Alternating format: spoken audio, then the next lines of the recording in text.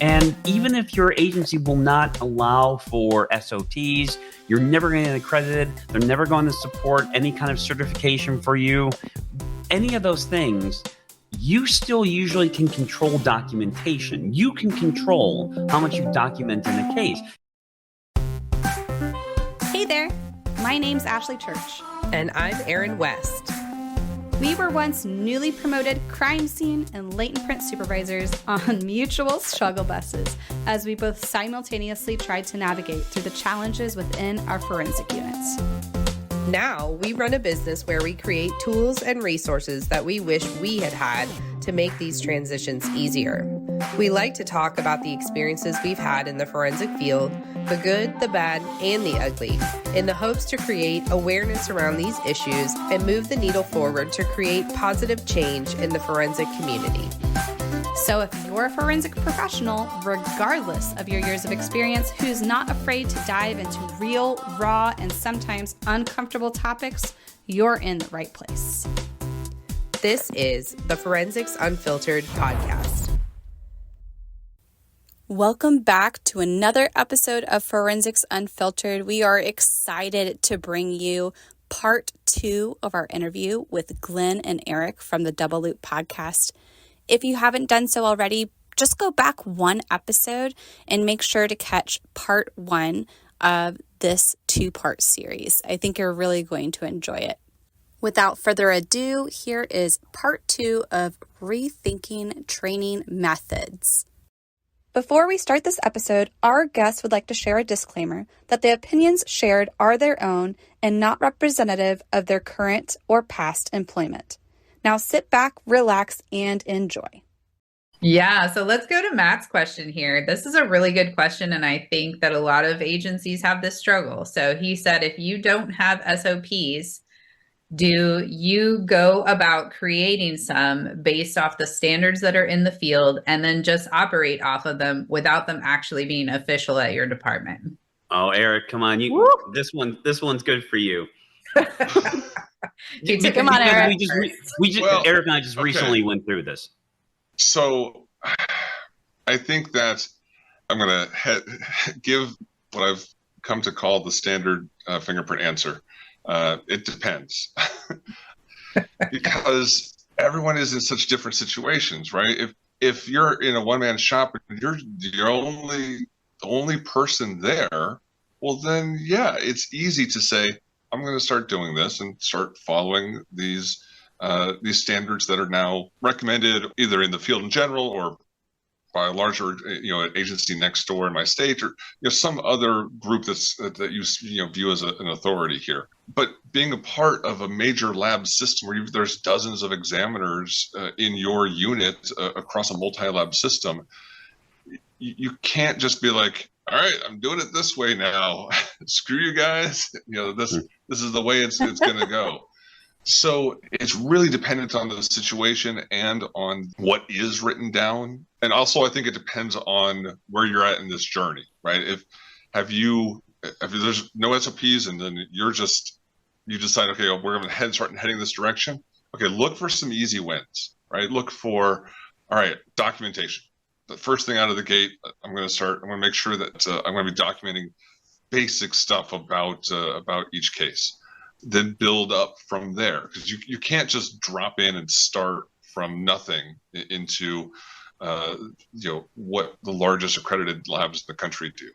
So it really does depend. But I think as long as you've recognized the issue and you're starting to move forward in that direction, you'll find opportunities for improvement. And you'll eventually start to get there, especially if you can demonstrate that these policies can be adopted without significantly affecting the backlog. You can still keep up on the work and say, hey, look, I'm doing all this stuff now, and I'm still up on top of things, or at least as up on top of things as I was before I started doing all this stuff. That's going to be able to give you some clout to be able to move forward and make them more official. It's going to, I think, vary so much depending on your situation.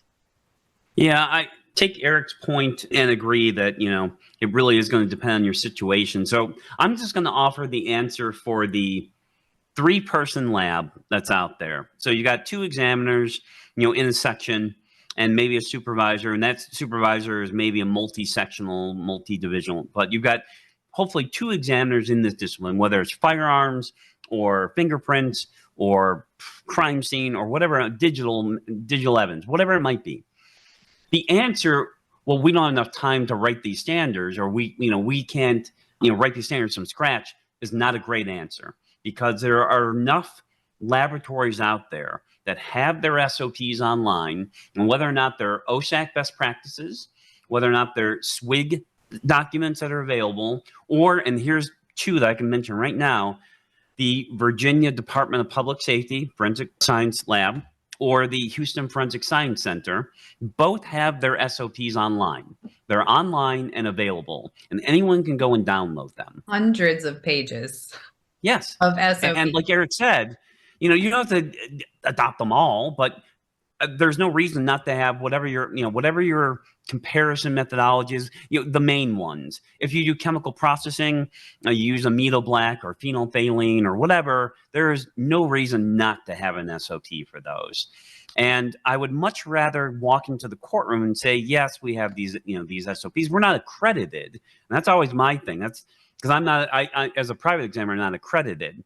I explain in the courtroom, I'm not accredited. That does not mean I don't have quality assurance or follow procedures. Here are my written procedures. Here's my quality assurance. I'm not accredited.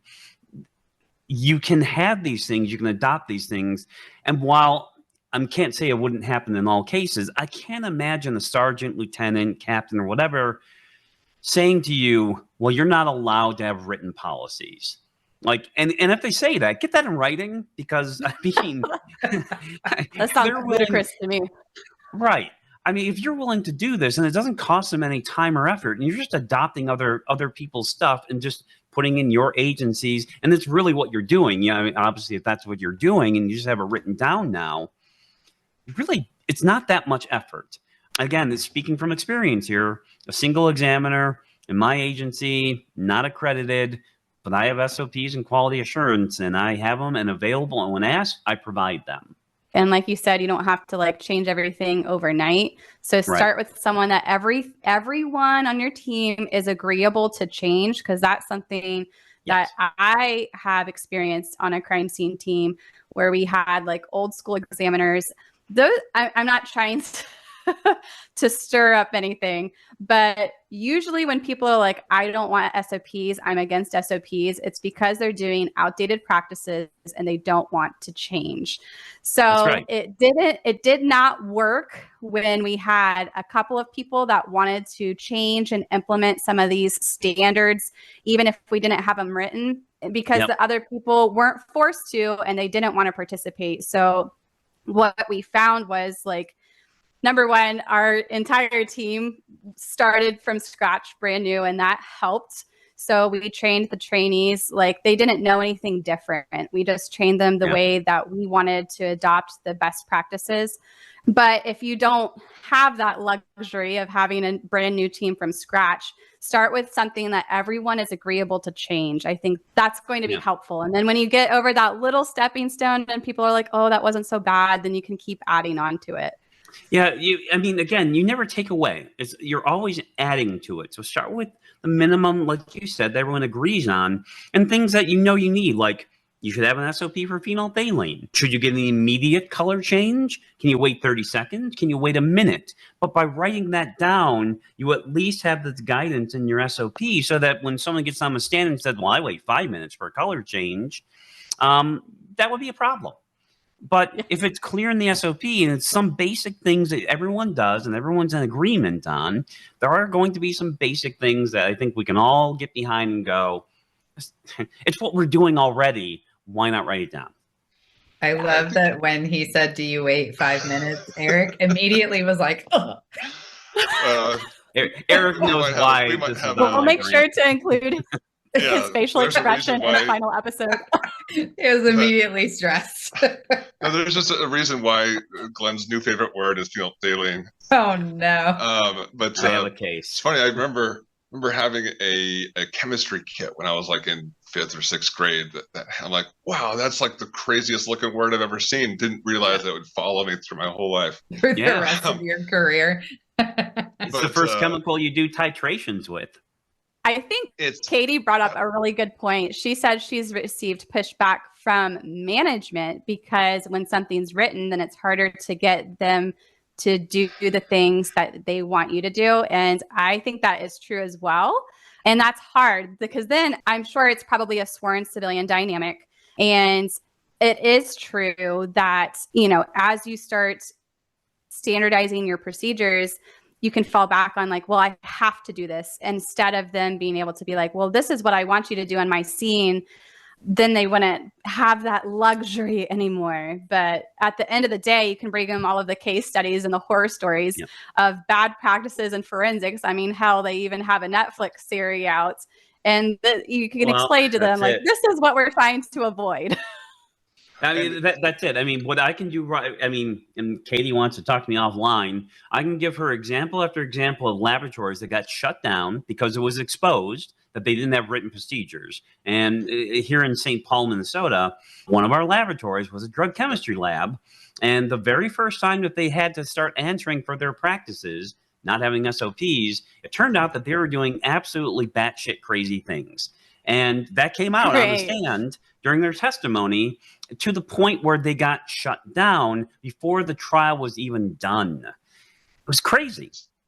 Well, wasn't stuff like even using like the same syringes in different cases or like they were running drugs back to back without blanks between no samples. Blanks in between the runs. Yes. Right? It was like holy and sometimes it's the term, right? So sometimes management has a problem with the term, right?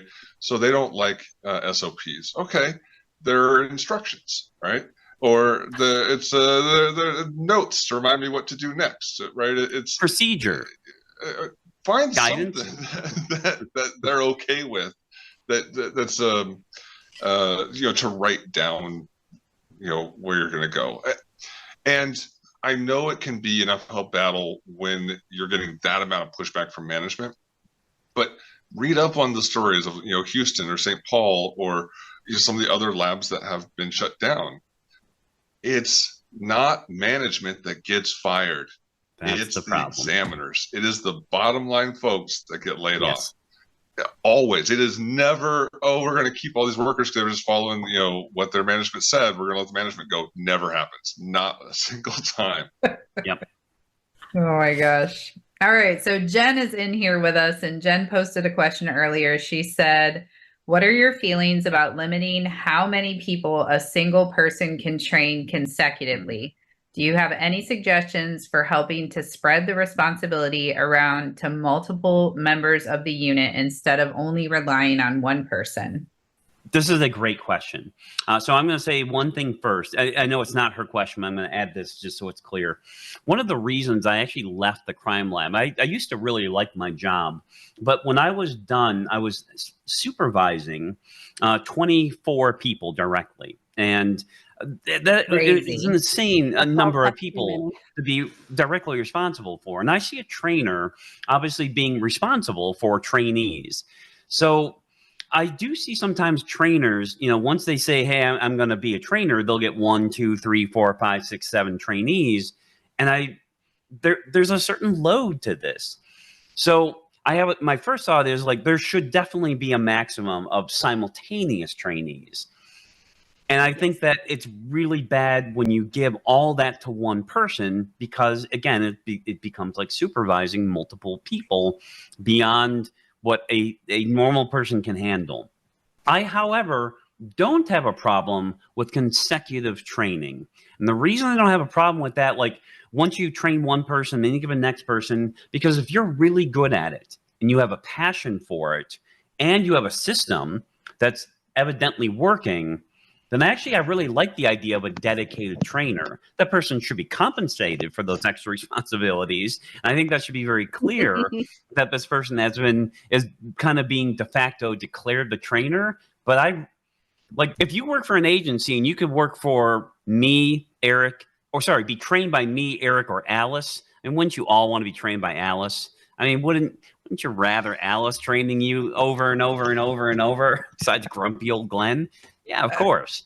So I don't have a problem with the consecutive as long as it's the right person in the right role. Now, if they've been voluntold to do this and they don't want to be a trainer, I think forcing someone to be a trainer when they're not good at it, that's a bad management decision. I get sometimes it's an emergency, like you got to have someone, we got to get through this.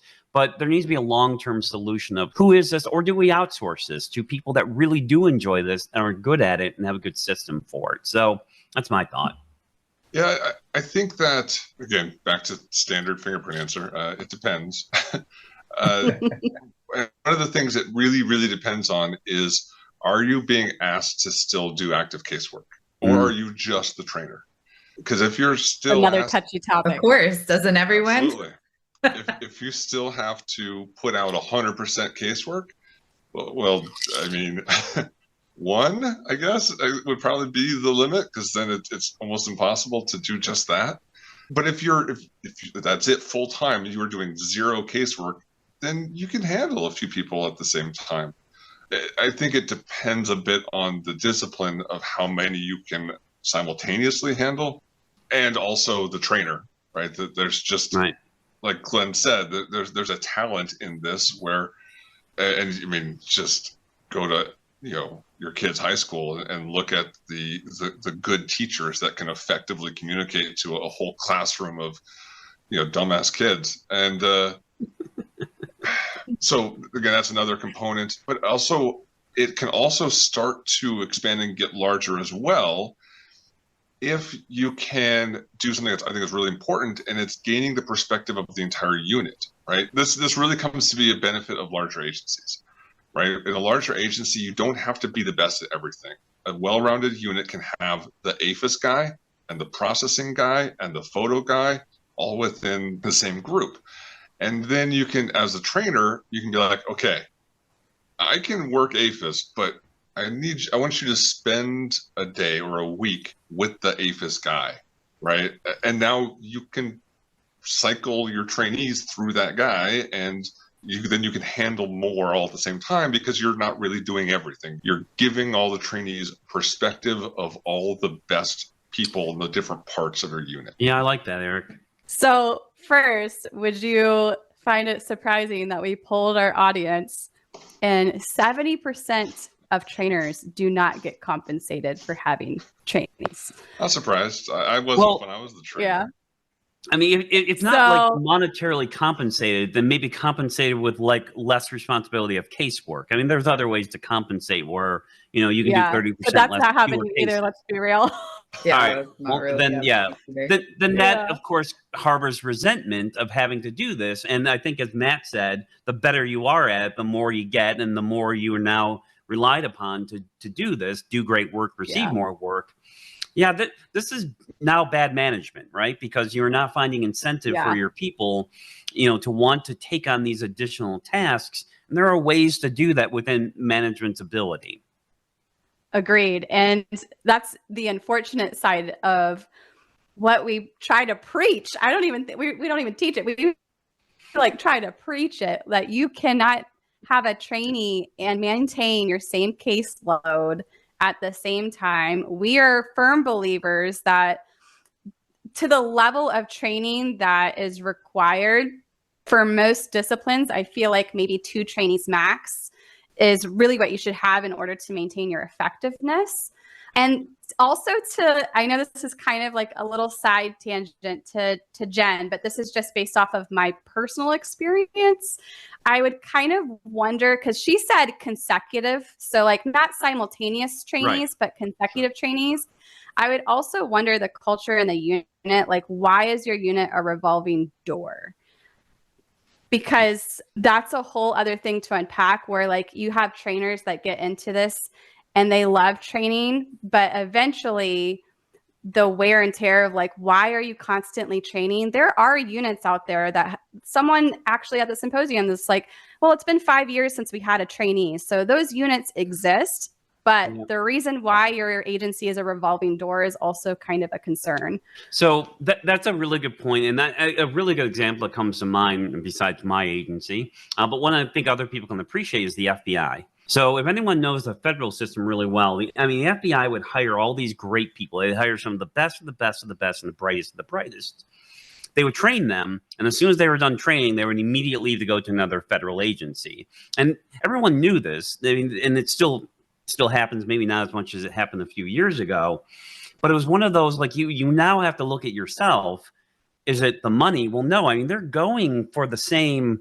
I mean, because in the federal system, it's like the same pay grades. They're not even changing pay grades. So what is it about your agency that is causing this? Everyone wants to go there, they get trained and go somewhere else. This is now, as you're pointing out, Ashley, this is something more systemic within the agency.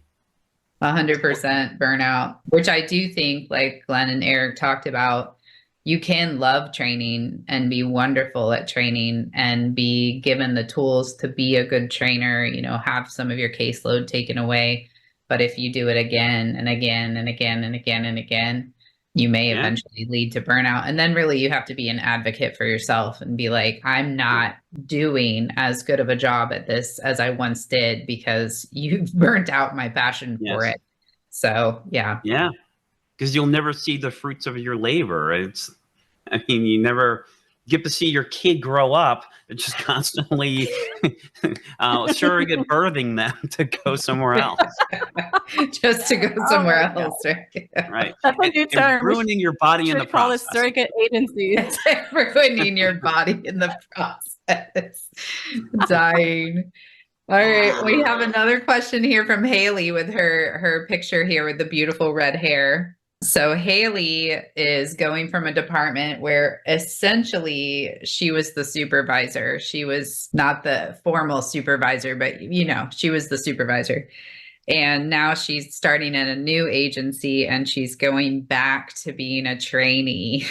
And so she's asking if we have any suggestions from her transitioning from that kind of leadership role where she was kind of in charge of all the things, making her own decisions, to now where she's going to be the new infant at her new department, starting all over.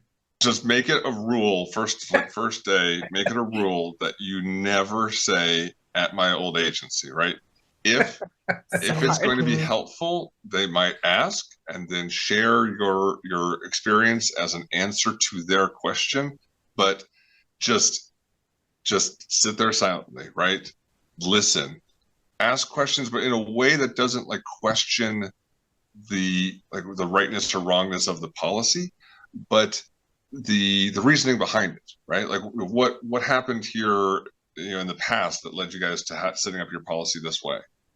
Lots of listening, because you can't, especially if you were, you know, in that type of position previously, you know, you're not going to stay at the bottom forever. You'll have opportunities to suggest changes down the road, but you know, going in, I'd say just do a lot of listening and understanding. As an example, you know, when I worked for Arizona, I was trainer for a little while and I was involved in writing policies for parts of it. And then when I left and went to Ideal Innovations, it's a completely different environment being a contract lab versus a state lab. But the amount to learn of all the so very different ways that they operated because of their mission, that's all I could do was to keep up was just listen.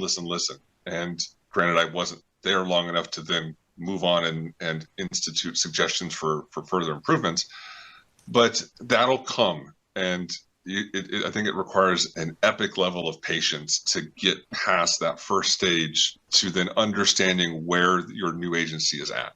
Love that. Good tips. It's hard.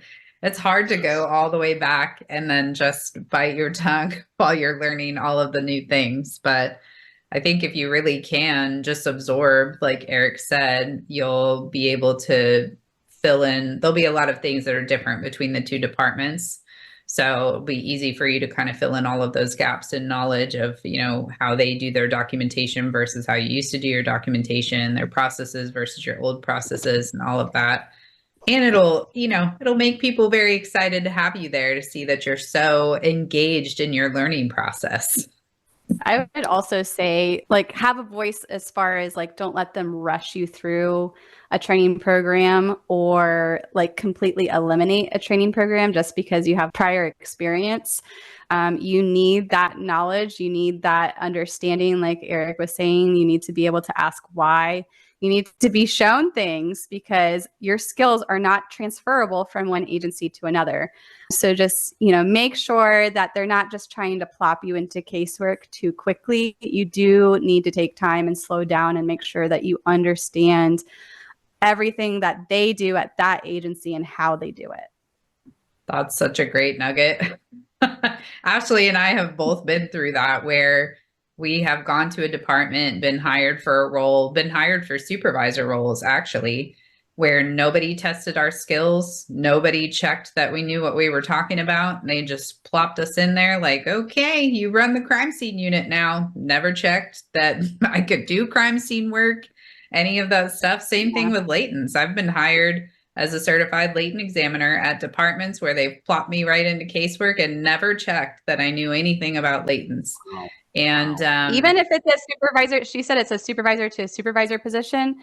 If whatever types of positions you are supervising, have training from that agency in that thing. Yeah. There are going to be some supervisory things that you need to understand, but you also need to understand what your people are doing and why they're doing it. So you need to still be that, go in the technician role, go roll through that training program, even though you are plopped into a supervisory role. That stuff is important. Do not rush it. And if you are in charge of, and Erin can tell her experience with this, but if you are in any part in charge of the evidence, you better do 100% inventory. Good Lord.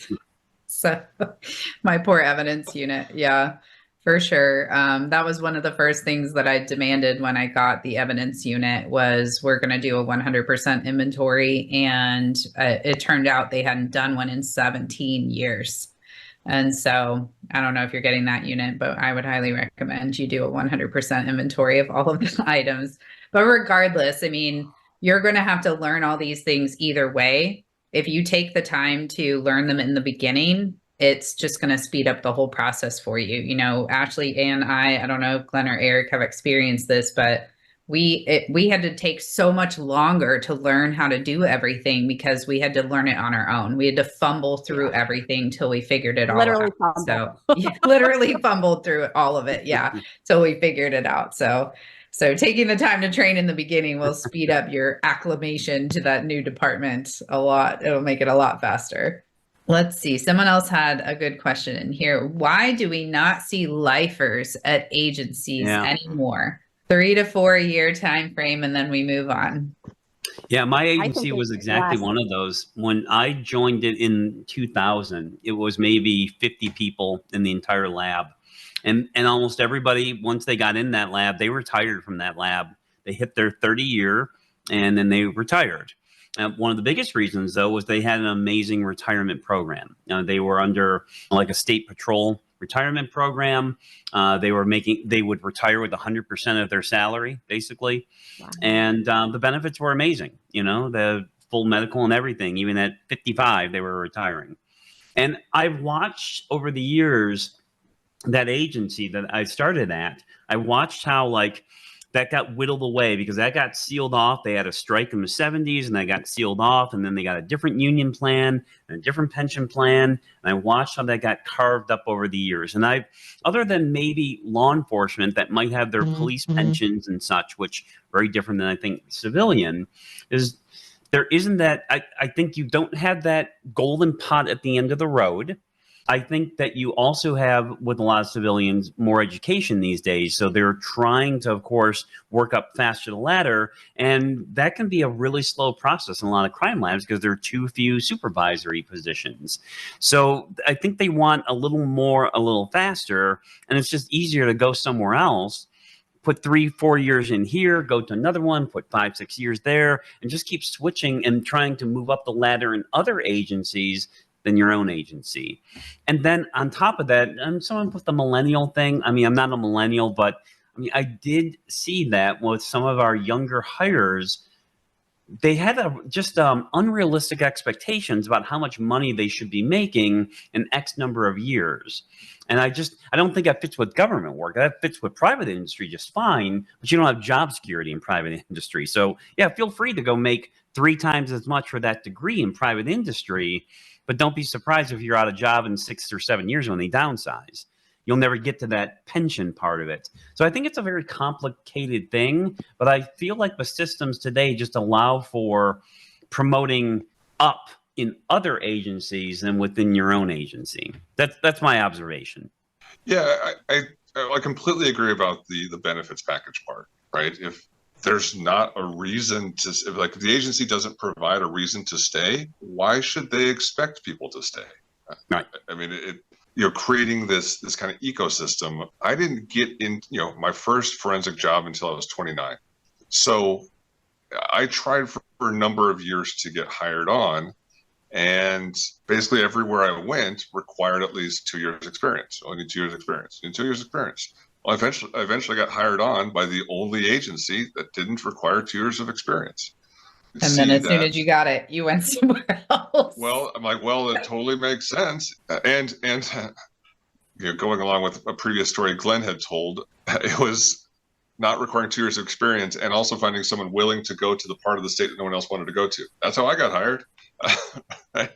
Once you then have that experience, I mean, typically the agency that requires 0 years of experience also pays less. So now that you meet those requirements, might as well go to a different agency where the pay is better, or the benefits are better, or there's some sort of incentive to go there. And those agencies have basically been able to kind of opt out of dealing with training people from scratch, just training people on our policies and not how to do the basics of the job, because they can just pay a little bit more and then steal folks over from the lab that's sitting on the bottom rung of the ladder.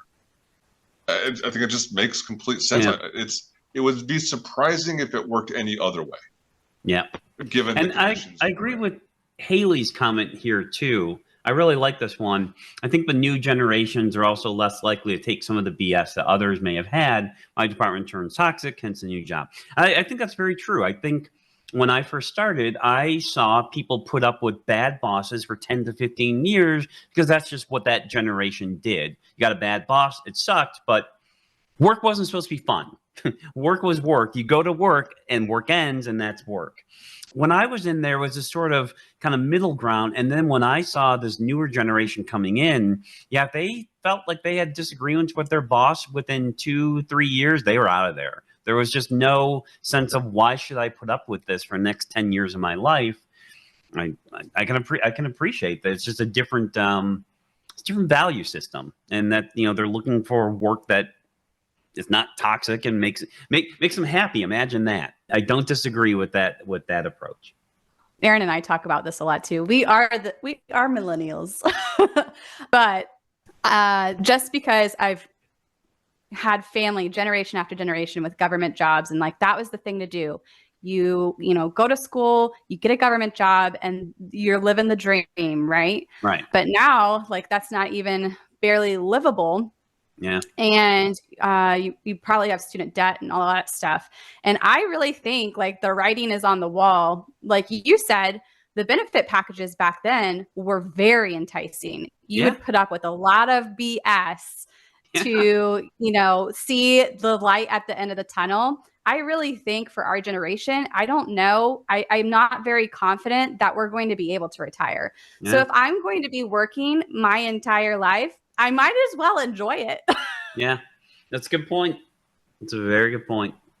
Yeah, retiring with 100% of your pay with 100% of your insurance, that's an incredible incentive to stay at a department. It just doesn't exist anymore. It doesn't. It really doesn't. And it makes sense that the millennial generation would be the one where this is happening when they did what they were supposed to and went to college, and all of a sudden, hey, guess what? The economy tanked and you guys are screwed.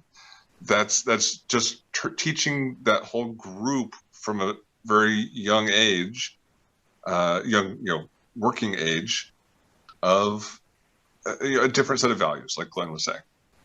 Absolutely. Right. All right. Well, I think we went through all the questions that were posted. We went through the questions you guys have dropped in the chat. Does anybody else have any other burning questions? Oh, I have one thing to say before we go. Okay. Eric touched on it a little bit, and I'm going to really emphasize this because it's something that I am seeing so much right now. We talked about SOPs, we talked about procedures, we talked about this. Boss doesn't like this, boss isn't going to have that. The one thing that I think everyone here can control, you are in control of this, and it is case documentation.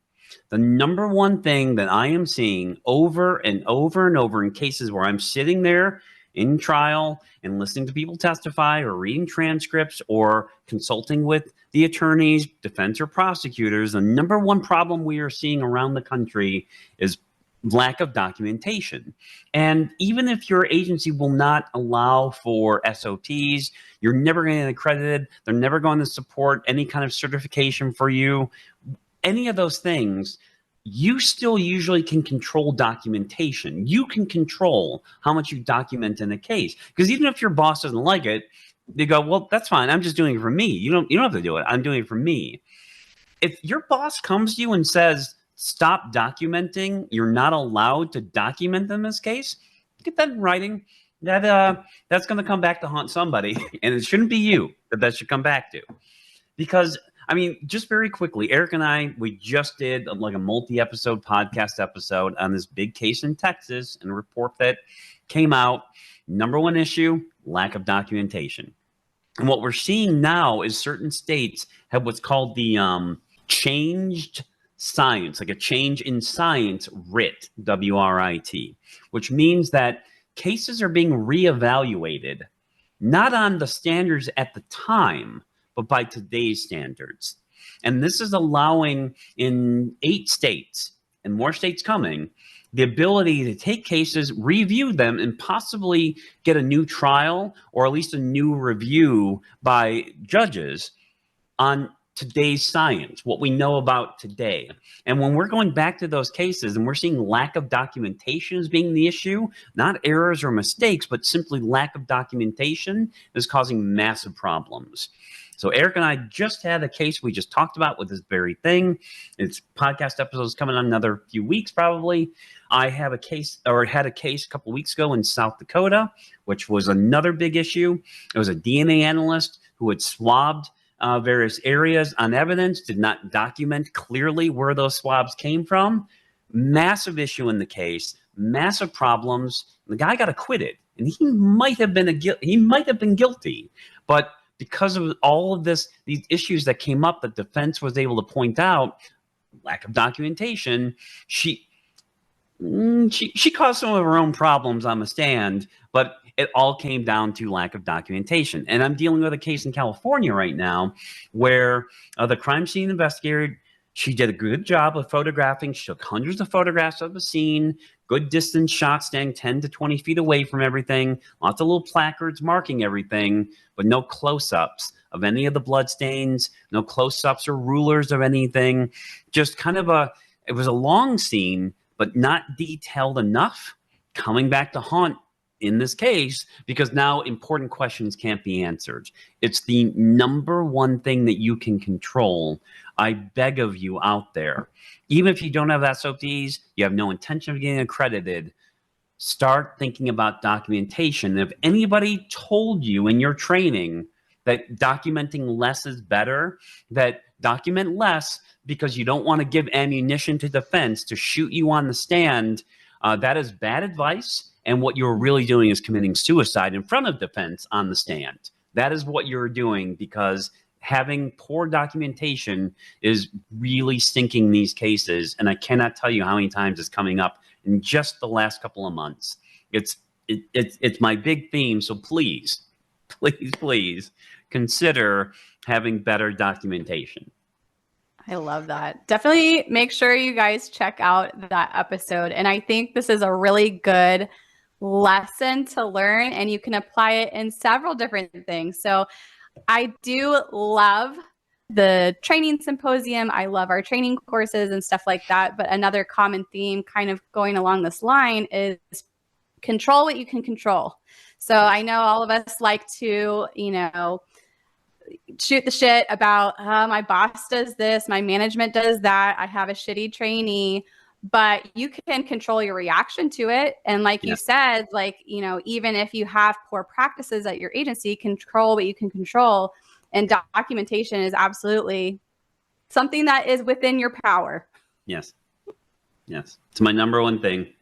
It's the number one way I see cases either going down, losing cases, getting overturned, having problems is lack of documentation. Yeah, if you find yourself on the stand saying, well, I would have swabbed it here, red flag. You should be I probably would have swabbed it here. Eric read the transcripts in this case, so he knows how much this is on my brain. Oh gosh, that's pretty bad. From just personal experience, years and years ago, we didn't have, at my old agency, we didn't have specific policies requiring the documentation of which features you relied on to make your decision, right? The specific minutia. So I decided, you know what? After some training classes, hearing it emphasized, I'm going to start doing this. I have a way to do it, which I was lucky to have a method to do it and have that be saved with the case. That's a big first step. I'm going to start doing this, and then expanded I'm going to save both the analysis and the side-by-side comparison, not just the end side-by-side.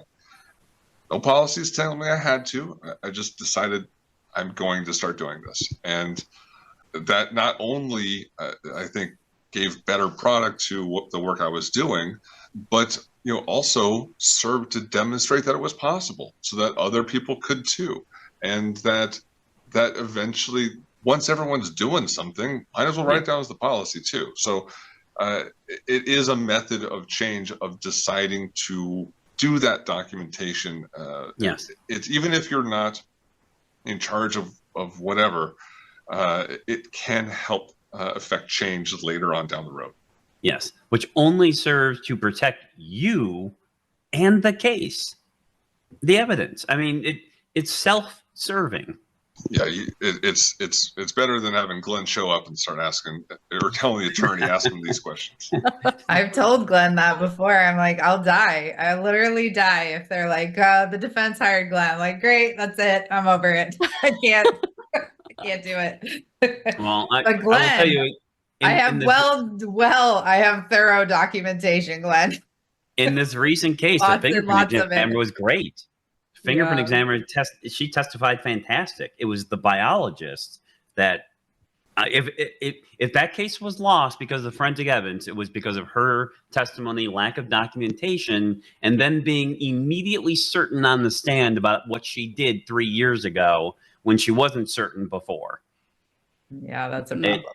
That's what it came down to. The fingerprint examiner testified with humility and said, I don't know, or I didn't document that. I probably should have documented that.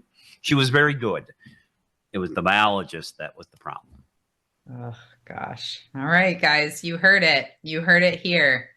Write down all the things. All the things. This was really fun. We had some good convos here.